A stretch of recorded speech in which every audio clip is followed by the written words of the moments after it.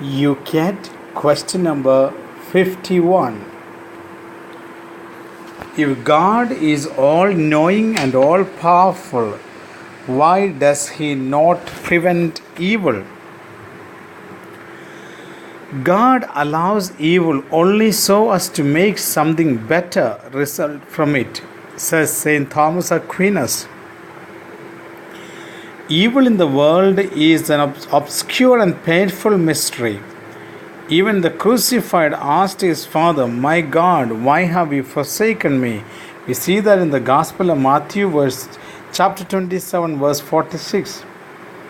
Much about it is incomprehensible. One thing, though, we know for sure: God is 100% good. He can never be the originator of something evil. God created the world to be good, but it is not yet complete. In violent upheavals and painful processes, it is being shaped and moved towards its final perfection. That may be a better way to classify what the Church calls physical evil. For example, a birth defect or a natural catastrophe. Moral evils, in contrast, come about through the misuse of freedom in the world, hell on earth, child soldiers, suicide bombings, concentration camps, is usually man-made. The decisive question is therefore not how can anyone believe in a God when there is so much evil, but rather how could a person with a heart and understanding endure life in this world if God did not exist? Christ's death and resurrection show us that evil did not have the first word, nor does it have the last.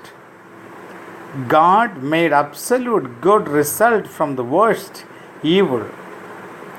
We believe that in the last judgment, God will put an end to all injustice.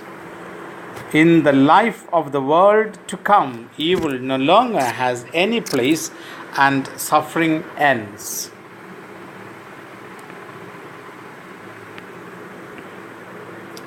Question number 52. What is heaven? Heaven is God's milieu, the dwelling place of the angels and saints, and the goal of creation. With the words heaven and earth, we designate the whole of created reality. Heaven is not a place in the universe, it is a condition in the next life. Heaven is where God's will is done without any resistance.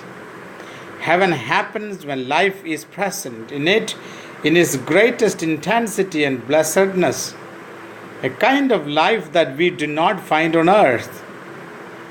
If with God's help we arrive someday in heaven, then waiting for us will be what no eyes have seen, nor ear heard, nor the heart of man conceived, what God has prepared for those who love Him.